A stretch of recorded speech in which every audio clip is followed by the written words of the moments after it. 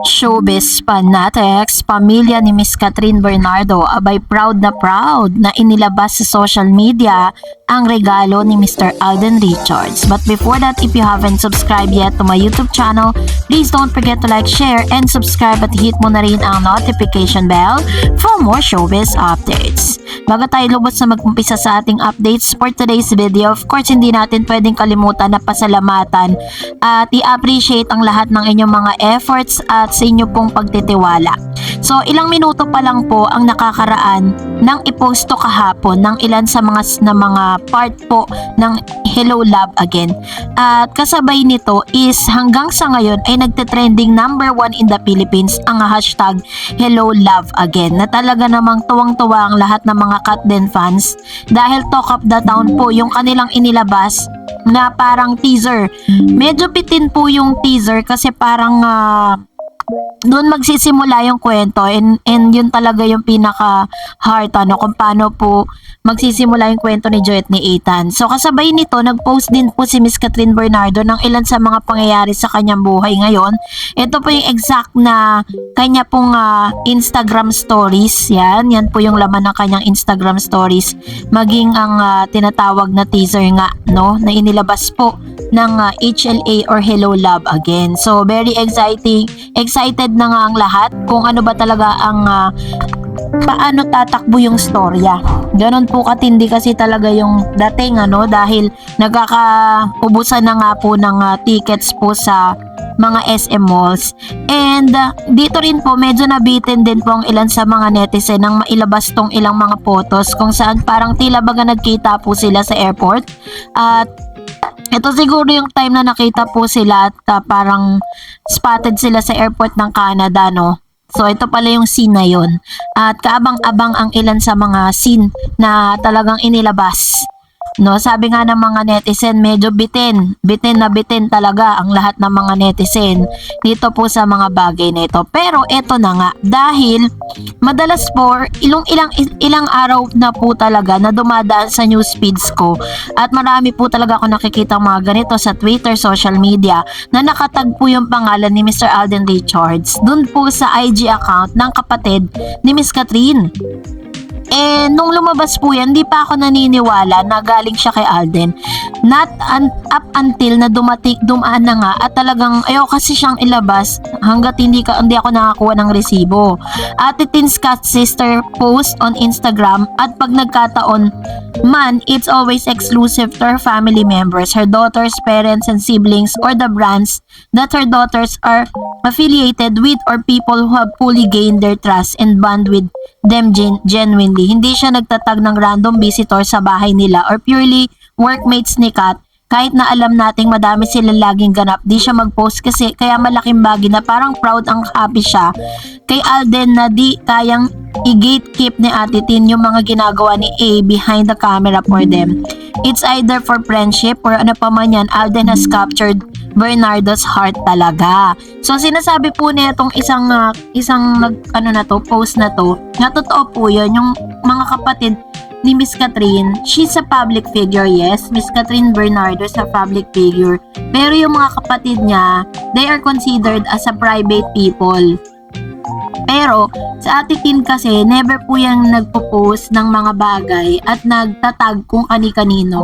Kasi ayaw niya nga na parang may magiging pag-uusapan or magiging intriga, diba? Pero this time, dahil hindi niya na po kayang itago pa, no, yung mga ginagawa ni Alden Richards for Miss Catherine, at pinapakita lang dito talaga na na-capture na nga ng puso ng Bernardo, ang puso ni kumbaga parang na-capture na ni Alden yung puso ng Bernardo family. Piruin ninyo, i-post niya yung regalo, yung iconic na regalo, diba, the sashimi.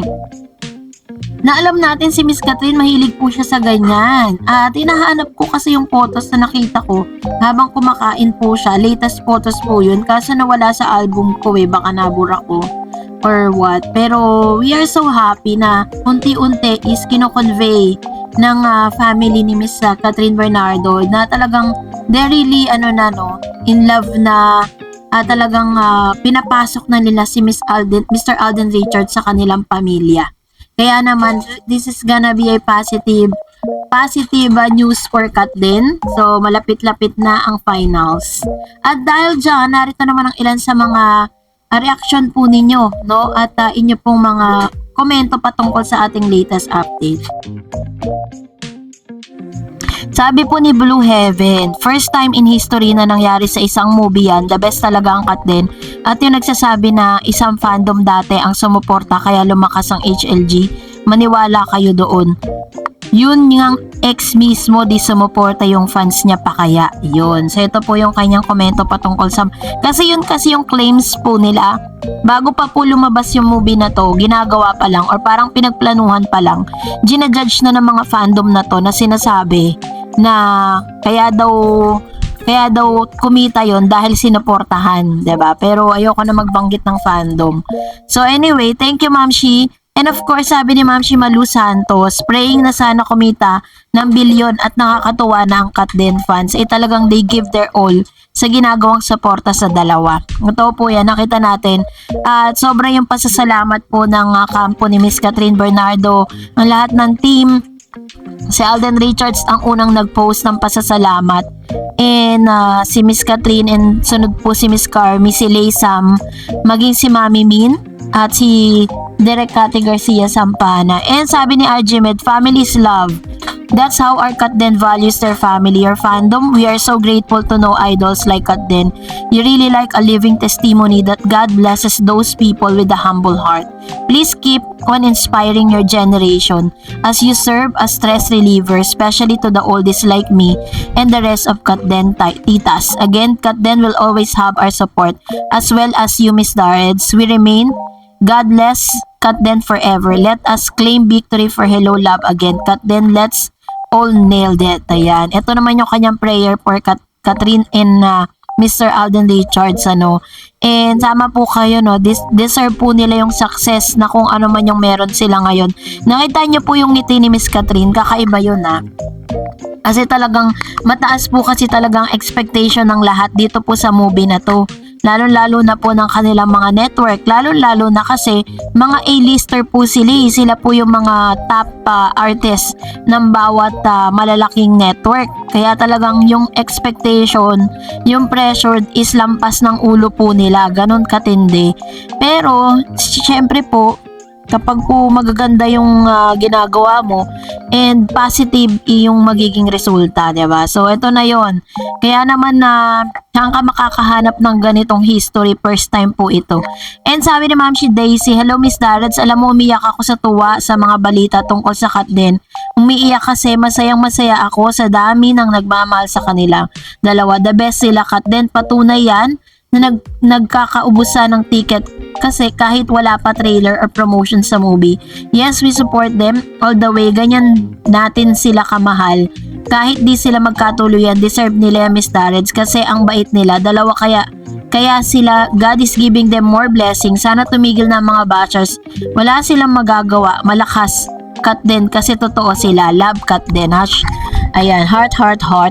Ayan.